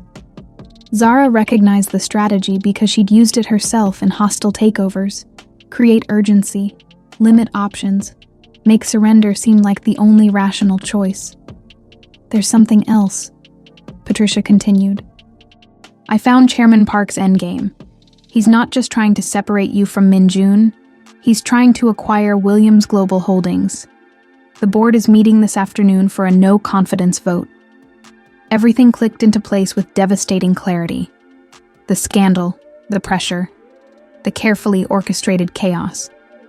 All of it designed to push Zara toward the buyout offer or force the board to remove her. Chairman Park would swoop in as the White Knight, stabilizing the company while eliminating the threat she represented. Zara looked at Min Jun, who was helping Min Seo with her calculus homework, their heads bent together in concentration. He had no idea that in 2 hours, he'd be forced to choose between the woman he loved and the sisters he'd sacrificed everything to protect, or that one of those sisters was actually the woman's long-lost family. The doorbell rang with military precision, exactly 9 a.m. Chairman Park's messenger arrived with an elegant briefcase and eyes that revealed nothing. Mr. Park Min Jun? The man asked in accented English. Min Jun stood slowly, something in the messenger's tone setting off alarm bells. Yes. I have a proposal from Chairman Park Sang-min. He requests your immediate consideration. The briefcase opened to reveal documents typed on expensive letterhead, bank statements showing wire transfers already prepared, and photographs that made Min Jun's face go white with shock. Photos of him and Zara together. Photos of his sisters with Zara. Photos taken with telephoto lenses through their apartment windows, invasive and threatening in their intimacy. $5 million, the messenger said calmly. University scholarships for both young ladies at the University of Toronto. Permanent resident status in Canada. New identities, if desired. Min Seo had stopped studying. Min Ha had emerged from the bedroom, still in her pajamas, clutching her rabbit. What's the condition? Min Jun asked, though his voice suggested he already knew. Complete severance of all contact with Ms. Williams, immediate departure from Seoul, and your signature on a non-disclosure agreement regarding your relationship. The silence in the penthouse was deafening. Outside, Seoul hummed with morning traffic, millions of people going about their lives unaware that 4 hearts were breaking 40 floors above them. And if I refuse? Min Jun asked. The messenger's smile was sharp as winter. Chairman Park has compiled extensive evidence suggesting that you and your sisters targeted Ms. Williams specifically for financial exploitation. False documents, staged encounters, manufactured emergencies designed to elicit sympathy and support. That's not true, Min Seo said fiercely. Truth is irrelevant, young lady. Perception is what matters. And the perception will be that your brother seduced a lonely CEO while you manipulated her emotions, and your younger sister played the innocent victim. Min Ha moved closer to Min Jun, not understanding the words, but sensing the threat. Zara watched from the kitchen doorway, her heart shattering as she saw the exact moment Min Jun realized he had no choice. How long do I have to decide? 30 minutes. After the messenger left, the family stood in stunned silence. Finally, Min-jun sank onto the couch and buried his face in his hands. "Appa?" Min-ha's voice was small, confused. What did that man want? Min-jun looked up at his sister, all innocence and trust. Then at Min-seo, whose brilliant mind was already calculating angles and possibilities. Finally, his eyes found Zara's. "He wants us to leave. To go somewhere safe and never come back." "But we don't want to leave," Min-ha protested. "This is our home. Zara Uni is here." The title hit Zara like a physical blow. Uni. Big sister. Min-ha had started calling her that 2 weeks ago, the Korean word for the relationship they'd actually shared from birth but never knew they had. "Sometimes," Min-jun said gently, "we have to leave the people we love to protect them. Like Iyama and Appa did." "Yes, baby girl. Like Iyama and Appa did." Zara stepped forward, her decision crystallizing with sudden, painful clarity. "Take the money." Everyone turned to stare at her. Min-jun's eyes widened with hurt and disbelief. "Take the money," she repeated, her voice steady despite the way her heart was cracking apart. "Go to Toronto. Give the girls the future they deserve." "Zara, $5 million is generational wealth, Min-jun. Min-seo can go to any university in the world. Min-ha can have opportunities you and I never dreamed of." She paused, choosing her words carefully. "Your parents would want them to be safe, happy, free. What about us?" The question hung between them like a bridge burning. Zara looked at this man who'd taught her how to love, at the sisters who'd become her family, at the domestic happiness she'd never thought she deserved. "There is no us," she lied, the words tasting like poison. "There's just a CEO who made a mistake, and a good man who needs to protect his family." Min-seo stood abruptly. "No, this is wrong. Chairman Park is the one who should pay, not us." "Life isn't fair, sweetheart," Zara said softly. "Sometimes the good people have to sacrifice for the bad ones to lose." "But you love each other," Min-ha said with devastating innocence. "I can see it. Why can't love fix everything?" Zara knelt down to Min-ha's level, memorizing every detail of the face she'd searched for across continents. Her sister. Her beautiful, resilient, impossible sister who would never know the truth. "Because sometimes," Zara whispered, "love means letting go." 25 minutes later, Min-jun signed the papers with a hand that shook only slightly. The wire transfer went through immediately. 3 plane tickets to Toronto were delivered by courier, departure time. 6 p.m. Zara stood at her window and watched Seoul's skyline, knowing that by sunset, the only family she'd ever really wanted would be gone forever. But Min-ha would be safe. Min-seo would fulfill her brilliant potential.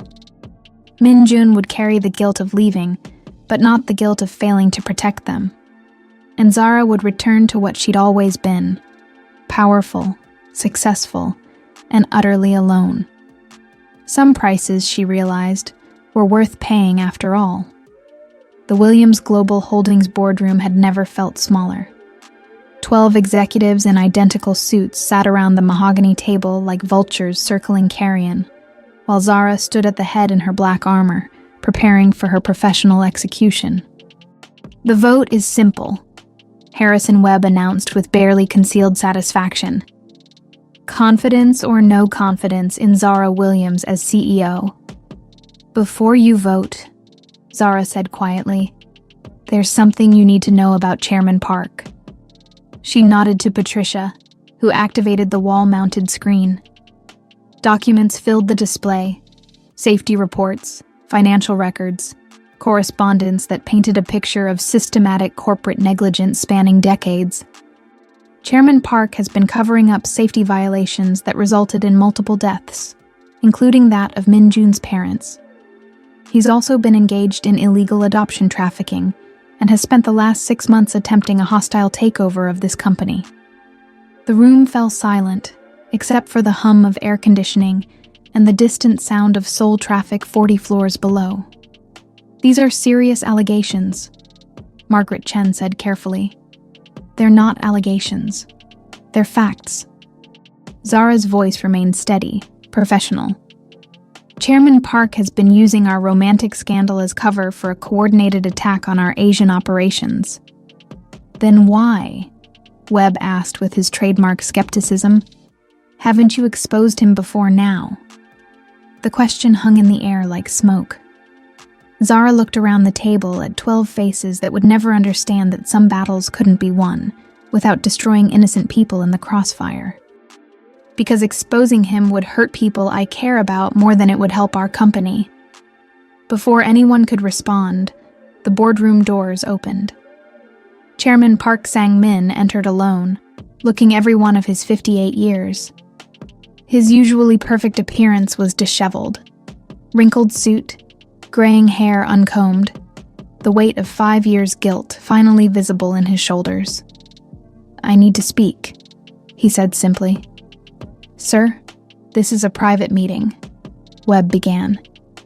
"Let him talk," Zara said, surprising everyone, including herself. Chairman Park moved to the center of the room, his hands clasped behind his back like a defendant awaiting sentencing. "My name is Park Sang-min, and I am responsible for the deaths of Park Tai-hwan and his wife 5 years ago." His voice carried the formal cadence of a man making his final confession. "I knowingly used defective brake systems in my trucking fleet to increase profit margins. When those brakes failed, 2 good people died and 3 children were orphaned."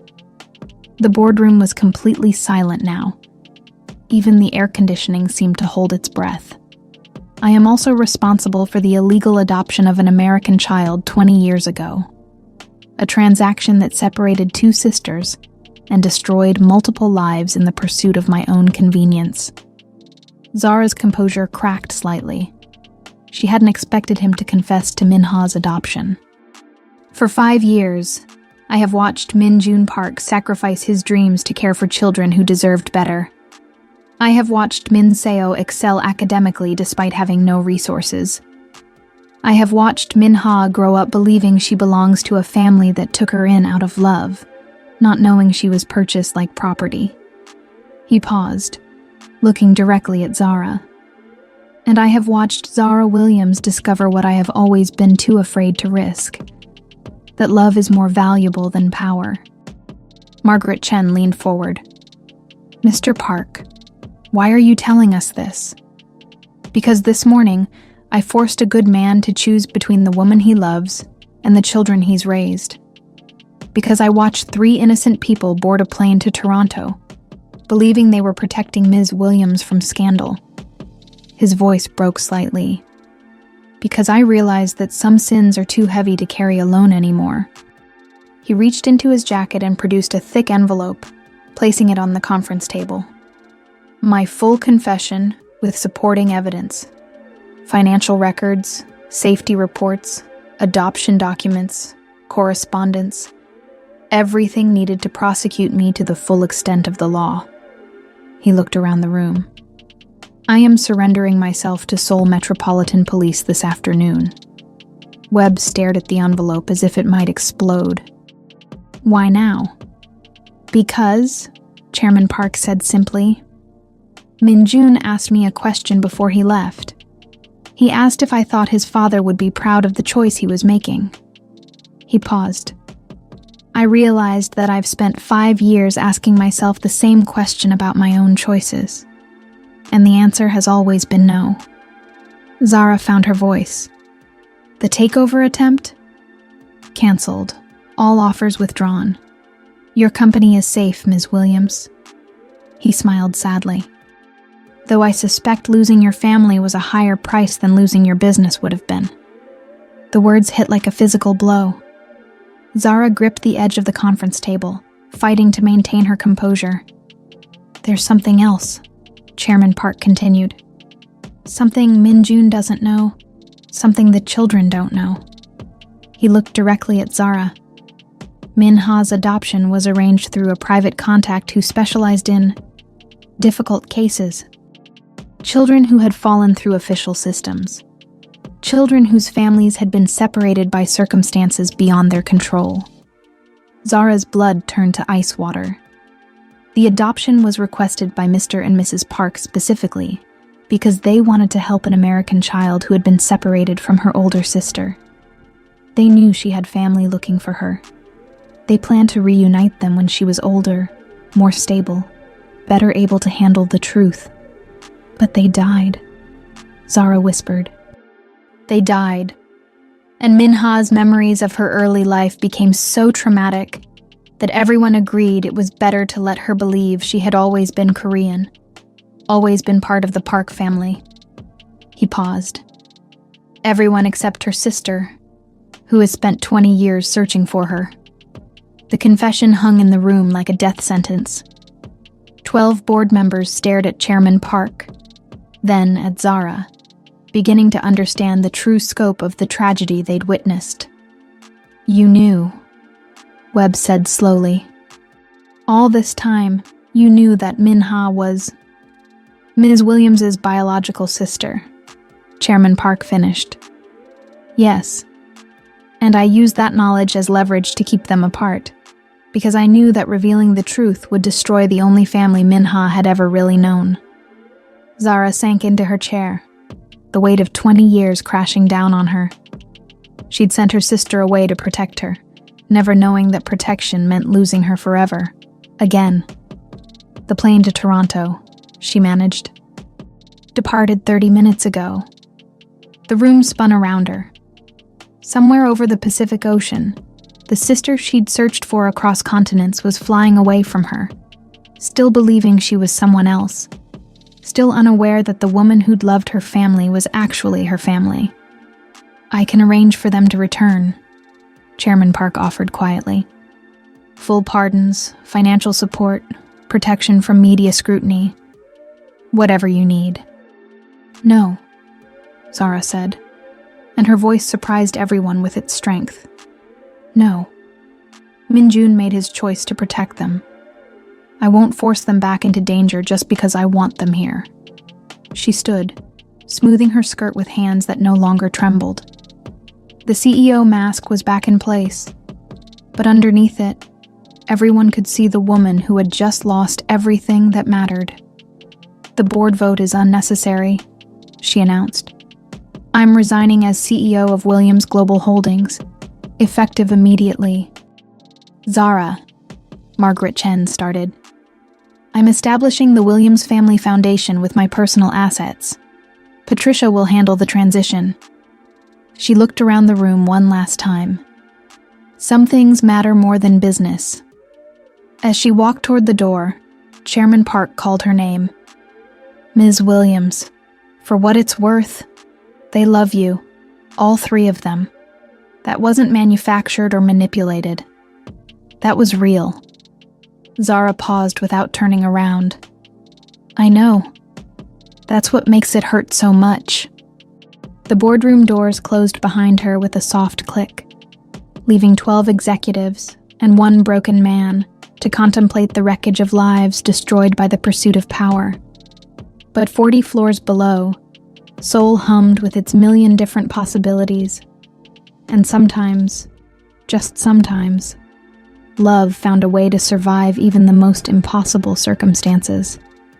Toronto in autumn painted itself in gold and crimson, a gentler palette than Seoul's neon urgency. Min-jun stood in the kitchen of their small but comfortable house near the University of Toronto campus, preparing dinner with the same precision he'd once brought to Michelin-starred restaurants and humble waiter shifts alike. 3 years had softened some edges while sharpening others. Min Seo was finishing her second year of international business studies, her brilliant mind now focused on sustainable development and ethical corporate practices. Minha, 15 now and fluent in 3 languages, divided her time between advanced placement classes and volunteer work with refugee families. And Min-jun had learned to cook for joy again, not just survival. Appa, you're overthinking the sauce, Min Seo called from the living room where she was video chatting with her study group. It's perfect already. Min-ha looked up from her homework at the kitchen table. She's right. You always overcook when you're nervous. I'm not nervous, Min-jun lied, stirring the bulgogi with more attention than it required. You've been nervous for 3 weeks, Min-ha observed with 15-year-old directness. Ever since you got that email. The email. 3 lines that had turned his carefully constructed new life upside down. Min-jun, I hope you and the girls are well. I have something that belongs to you. Can we talk? Zara. Attached was a photograph of his father's chef's knife, the one he'd left behind in Seoul, the one that represented everything he'd abandoned for love and lost for family.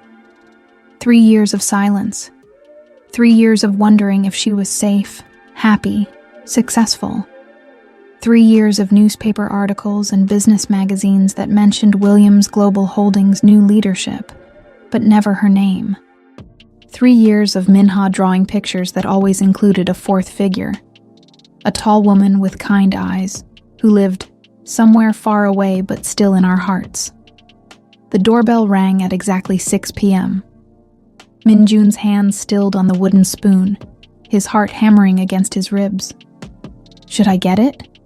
Min-seo asked, but she was already moving toward the door. Wait, Min-jun began, but it was too late. The door opened to reveal Zara Williams, 37 now and somehow more beautiful than his memory had allowed. She wore jeans and a simple sweater instead of designer armor, her hair longer and looser, her face free of the perfect makeup that had once hidden her vulnerabilities. She looked like someone who had learned the difference between being powerful and being happy. Hi, she said softly, her eyes finding his across the small entryway. Min-ha appeared beside Min-seo, curious and unafraid in the way that teenagers could be. She studied Zara's face with the intensity of someone solving a puzzle, her head tilted slightly to one side. You're the lady from Korea, Min-ha said finally, the one Appa talks about in his sleep. Min-ha ya, Min-seo scolded, but she was smiling. Zara's eyes filled with tears she didn't try to hide. Hello, Min-ha. You've grown so much. You look different, Min-ha observed. Happier, but also sadder. The observation was so accurate it made everyone pause. Zara did look both. The contentment of someone who had found peace with their choices, layered over the deep sadness of someone who had lost everything that mattered. May I come in? Zara asked. Min-jun nodded, not trusting his voice. She stepped into their home, small but warm, filled with the kind of careful comfort that came from people who had learned not to take security for granted. The living room walls were covered with Min-seo's academic awards and Min-ha's artwork, photographs of the 3 of them at various Toronto landmarks, evidence of a life rebuilt from scratch. But on the mantelpiece, in a place of honor, sat a framed photo from Seoul, the 4 of them around the tiny kitchen table, sharing kimchi fried rice and laughter. Zara saw it and stopped breathing for a moment. You kept it, she whispered. We kept everything, Min-jun said quietly. All of it. They stood in awkward silence until Min-ha, with the social fearlessness of youth, asked the question everyone was thinking. Are you staying for dinner? Zara looked at Min-jun, hope and uncertainty warring in her eyes. If that would be okay. Said another place, Min-ha-ya, Min-jun said, and watched Zara's shoulders relax for the first time since she'd arrived. Dinner was both familiar and strange. The same easy conversation, the same way Min-ha insisted on trying to use chopsticks and failing spectacularly, the same way Min-seo asked pointed questions that revealed her sharp intelligence. But underneath the surface normalcy, currents of unspoken history flowed between the adults. So, Min-seo said as they cleared dishes, are you going to tell us why you're really here? Zara and Min-jun exchanged glances. In 3 years, they'd learned to communicate volumes in a single look. "There's something you need to know," Zara said carefully. "About your family. About who you really are." Minha paused in her dish drying. "What do you mean?" Minjun sat down heavily, suddenly understanding why Zara had come. "The truth about the adoption." "What adoption?" Minseo's voice was sharp with sudden concern. Zara reached into her purse and pulled out a manila folder. The same type that had changed everything 3 years ago, but thicker now, more complete. "Minha," she said gently. "Your real name is Keisha Williams. You're my sister." The dish towel fell from Minha's hands. Minseo sat down hard in the nearest chair. Minjun closed his eyes and felt the last foundations of the life he'd built shifting beneath him. "That's impossible," Minha said, but her voice was uncertain. "Your parents, the Parks, they adopted you when you were 7. You were in the Detroit foster system, separated from your family by circumstances no child should have to endure." Zara's voice remained steady, but her hands shook as she opened the folder. "I've been looking for you for 20 years. The photographs spilled across the table. 2 girls on shelter steps, medical records, adoption papers, investigative reports that chronicled 2 decades of searching. Minha picked up the shelter photograph with trembling fingers. "She looks like me. She is you. But I'm Korean. I speak Korean. I remember my parents, my childhood. The trauma of separation can make children suppress early memories," Zara explained gently. "And the Parks were wonderful parents who gave you a new language, a new culture, a new family. That doesn't make it less real." Minseo was studying the documents with her analytical mind, cross-referencing dates and details. "This explains some things," she said finally. "Why you picked up English so quickly when we moved here. Why certain American foods made you cry without knowing why. Why you always drew families with 4 people instead of 3. Minha looked around the table at the 3 people who had shaped her entire conscious existence. "Does this change anything?" The question hung in the air like smoke. Minjun reached for her hand, his voice gentle when he spoke. "You're still my sister in every way that matters. Biology doesn't change love. And you're still my baby sister too," Minseo added fiercely. "Papers don't change that." Minha turned to Zara, studying her face with new understanding. "But you're my sister first. By birth." "By birth," Zara agreed. "But not by choice. You didn't choose me. You chose them. You built a family with them. I'm just the person who's been missing you." The words broke something open in the room. Minha stood and moved around the table, not to Zara, but to Minjun, wrapping her arms around his shoulders. "I choose all of you," she said simply. "I choose the family that raised me, and the sister who looked for me, and the life we can build together." She looked at Zara with eyes that held 20 years of unconscious longing. "But I want to know about before. I want to remember who I was with you." Zara nodded, tears falling freely now. "I'd like that too." As the evening stretched into night, they shared stories. Zara's memories of their childhood. Minha's fragmented dreams that suddenly made sense. Minjun and Minseo's gentle questions about this woman who had shaped their family even in absence. "There's something else," Zara said as the clock neared midnight. "I've established a foundation in Toronto, the Williams Family Foundation. We support immigrant families, help with education costs, provide resources for family reunification." She paused, looking at each of them in turn. I was hoping you might consider helping me run it. All of you." Minjun's breath caught. "Zara, I'm not asking you to choose between your new life and me," she said quickly. I'm asking if there's room in your new life for me to be part of it."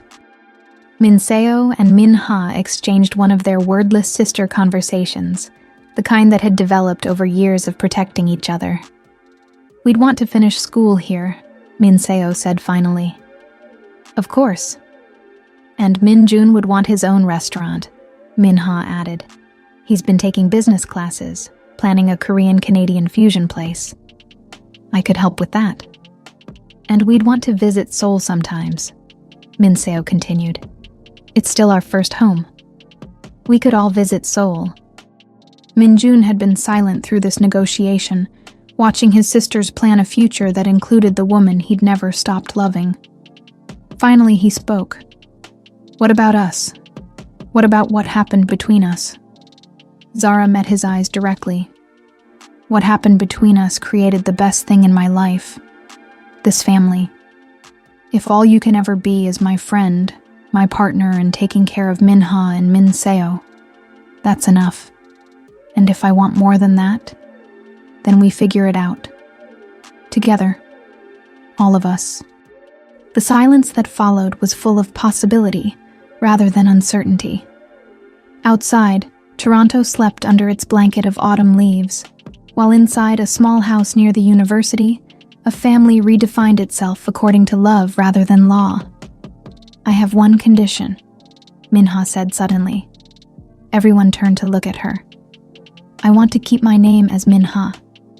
Keisha was who I was, but Min Ha is who I chose to become." She smiled. "Can I be both?" "You can be anyone you want to be," Zara said softly. "You always could." As they planned their shared future, the foundation, the restaurant, the complicated logistics of loving each other across cultures and continents, none of them noticed that Min Ha had started drawing again. This time, her picture showed 5 stick figures holding hands under a sun that shone in 2 directions, east and west, Seoul and Toronto, past and future. Some families, her drawing seemed to suggest, were too strong to be broken by anything as simple as geography or time. 2 years later, the grand opening of Moonlight Garden Toronto drew food critics, local politicians, and a line of customers that stretched around 3 city blocks. The restaurant occupied a converted Victorian mansion in the Kensington Market District, its interior a careful balance of Korean tradition and Canadian warmth. Min Jun stood in his kitchen now, designed according to his specifications, watching his staff prepare for the evening service. The same hands that had once served wine to businessmen now commanded a team of 8 chefs, creating fusion dishes that told the story of a family scattered across continents and reunited by choice. "Order up," called Min Seo, who had graduated summa cum laude and chosen to spend a gap year learning restaurant management instead of rushing into graduate school. "Table 7 wants to know if the kimchi poutine is really as good as the review said." "Better," Min Jun replied, plating the signature dish that had made them famous. Traditional Korean kimchi over Canadian fries and cheese curds, topped with bulgogi and a soft poached egg. A collision of cultures that shouldn't have worked, but somehow created something entirely new.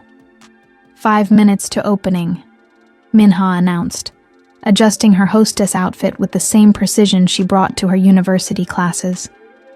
At 17, she was fluent in 4 languages and had been accepted early admission to University of Toronto's International Relations program. But 3 nights a week, she worked the front of house, charming customers with her genuine warmth and perfect memory for their preferences. The restaurant's success had surprised everyone except Zara, who had seen Min Jun's talent from the first meal he'd cooked in that tiny Seoul apartment. She'd provided the initial investment, but everything else, the concept, the execution, the heart that made customers feel like they were eating in someone's home, that was all his. "Nervous?" Zara asked, appearing at his elbow with 2 cups of coffee prepared exactly the way he liked it. "Terrified," he admitted. "What if we're just successful because of the novelty? What if the food isn't actually good enough to sustain this?"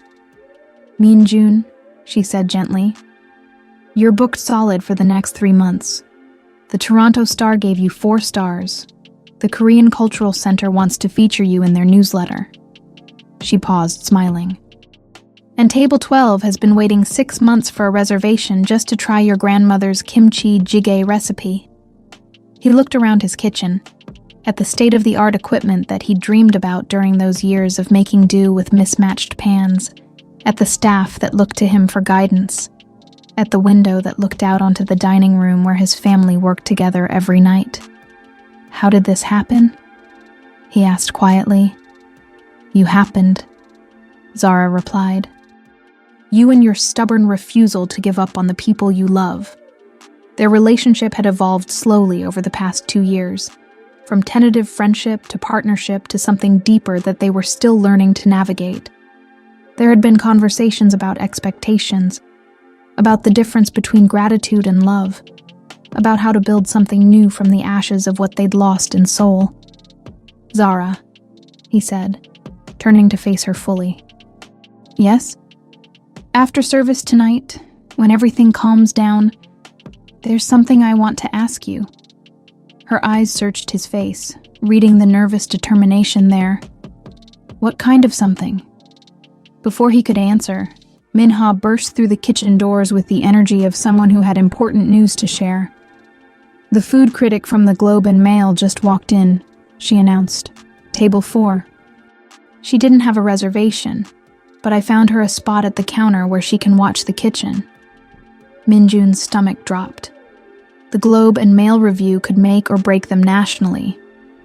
Breathe, Zara said, squeezing his shoulder. Cook the way you always cook, with love. Everything else will follow.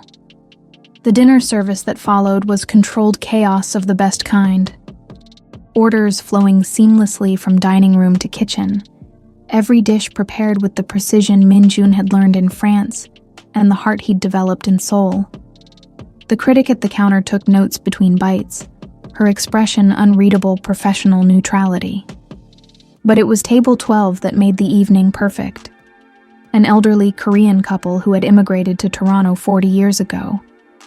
Tears streaming down their faces as they tasted kimchi jjigae that reminded them of home. Just like my mother used to make, the woman told Min-ha in Korean. How did he learn to cook with such authentic heart? Min-ha glanced toward the kitchen where Min-jun was plating their dessert, a deconstructed hotteok with maple ice cream and black sesame tuile. He learned from people who taught him that food is love made visible. As the evening wound down and the last customers lingered over coffee and soju cocktails, Min-jun finally found his moment. The staff was cleaning up. Min-seo was counting the till. Min-ha was updating their social media with photos from the evening service. Zara sat at the corner table where they usually gathered after closing, reviewing foundation paperwork by the warm light of their window candles. She looked up as he approached, setting aside her reading glasses. Good service? She asked. Perfect service. He sat across from her, suddenly nervous in a way he hadn't been since that first night in Seoul, when she'd challenged him about choices and dreams. Zara, these past 2 years have been wonderful, she finished softly. They have been. Working together, building this, watching Min-ha discover who she is, seeing Min-seo grow into her confidence. He paused, gathering courage. But there's something missing. Her expression grew carefully neutral. The CEO mask she still wore when she was afraid of being hurt. What's missing? Us. The way we could have been if circumstances had been different. If we'd met as equals instead of across that impossible divide. He reached across the table, covering her hand with his. I want to try again. Not as the CEO and the waiter. Not as the rescuer and the rescued, but as 2 people who chose each other despite everything that should have kept us apart. Zara's breath caught. Min-jun, I know it's complicated. I know we have baggage and history, and 2 teenagers watching our every move. He smiled, the expression transforming his face. But I also know that I wake up every morning grateful that you're in my life. And I go to sleep every night wishing you were closer. How close? She asked quietly. Close enough to share more than just coffee and business plans. Close enough to build something permanent together. He paused. Close enough to make Minha's drawings come true. Which drawings? The ones where she draws our family with 2 parents instead of 3 siblings and an honorary aunt. Zara looked around the restaurant they'd built together, at the photos on the walls showing their journey from Seoul to Toronto, at the corner booth where Minha did homework while Min Seo worked on business plans, at the kitchen where Min Jun had reclaimed his dreams without abandoning his heart. I'd want it to be real, she said finally. Not just convenience or gratitude or shared responsibility for the foundation and the girls. What would make it real for you? She thought for a moment, then smiled. The first completely unguarded smile he'd seen from her in years. If you could love the woman I am now, not the one you imagined I could become. If you could see me on my worst days and still want to wake up next to me. If you could trust me with your dreams, the same way you trusted me with your family. Zara Williams, he said formally. I have seen you at 3 a.m. when Minha had food poisoning, hair in a messy bun and wearing my old t-shirt while you held her head. I have seen you cry over quarterly reports because the foundation couldn't help every family that applied. I have seen you learn to make kimchi from YouTube videos because you wanted to contribute to family dinners. He stood and moved around the table, kneeling beside her chair. I have seen you be generous and stubborn and brilliant and petty and absolutely magnificent in your refusal to give up on people you love. He pulled a small velvet box from his pocket. And I want to see all of that and more for the rest of my life. The ring was perfect in its simplicity. A single diamond that caught the restaurant's warm lighting, surrounded by smaller stones that sparkled like Seoul's skyline. Will you marry me? He asked. Will you be my partner in all the ways that matter? Business and family and the dreams we haven't even imagined yet? Zara looked at this man who had taught her the difference between having everything and having enough, who had shown her that love multiplied instead of divided, who had given her the greatest gift imaginable, a family that chose her every single day. Yes, she whispered, then louder.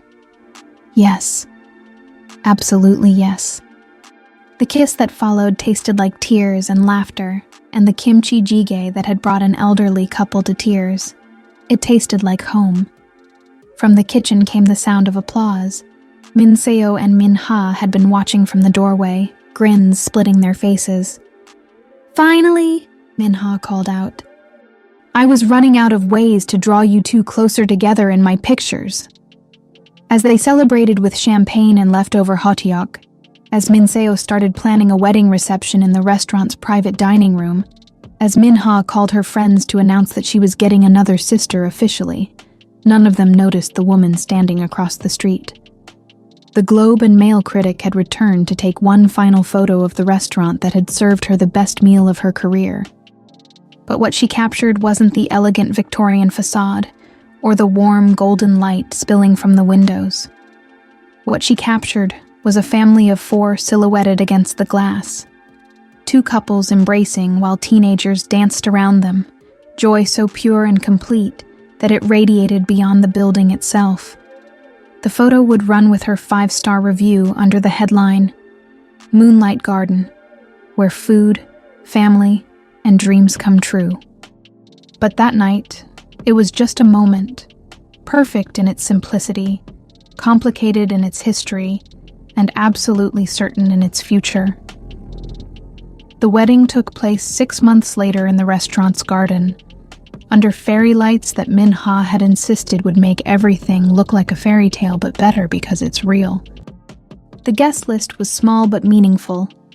The Williams Global Holdings Toronto staff, Min Jun's new chef friends from the culinary community, families from the foundation, and Chairman Park Sang-min, who had served 2 years in prison and emerged a genuinely changed man. Zara wore a simple cream dress that Min Seo had helped her choose, while Min Jun looked handsome in a navy suit that made his eyes seem deeper. But the stars of the ceremony were the vows they'd written together. Promises that spoke of choosing each other daily, of building dreams from broken pieces, of loving fiercely enough to let go, and trusting deeply enough to hold on.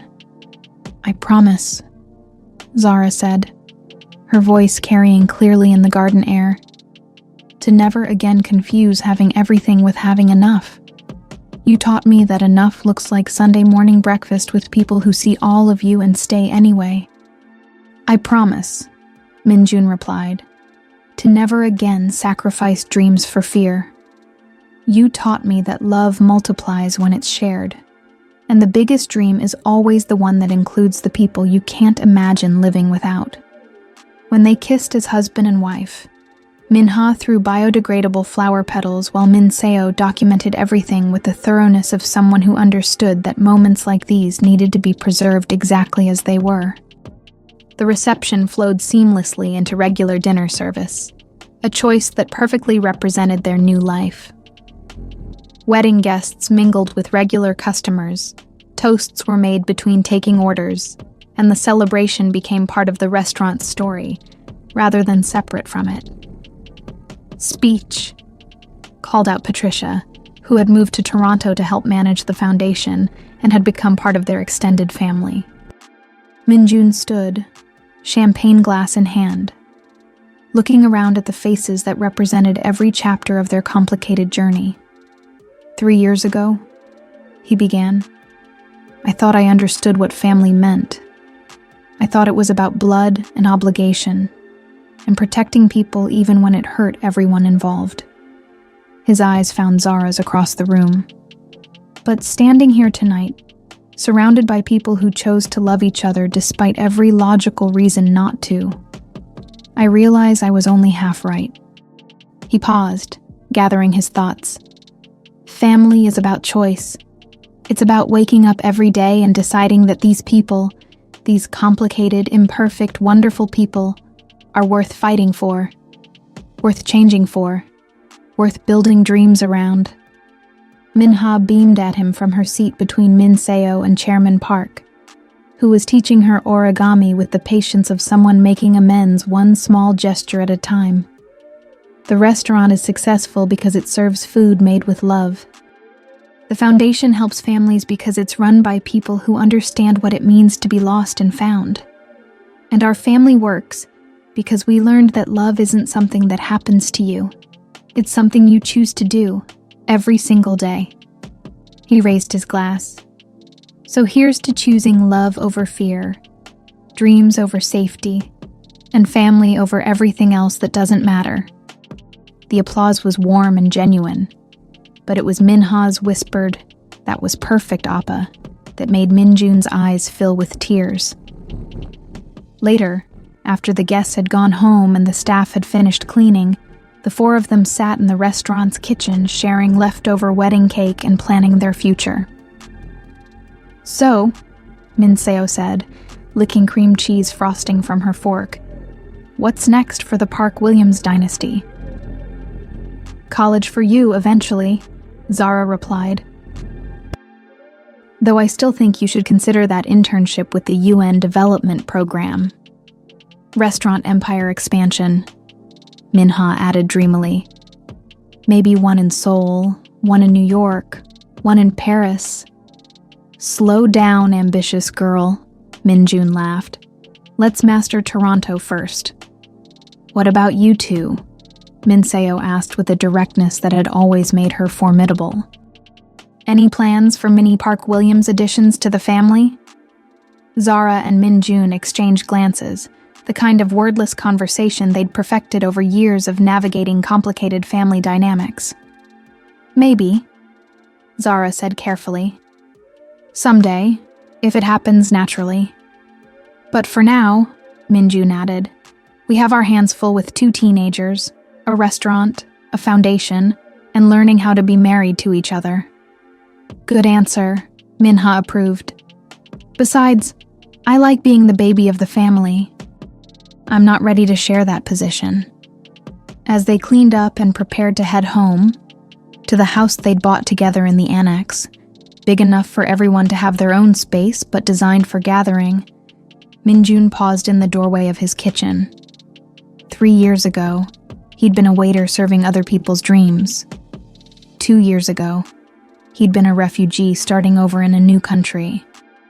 Tonight, he was a husband, a chef, a business owner, a foundation board member, and most importantly, the man his father would have been proud of.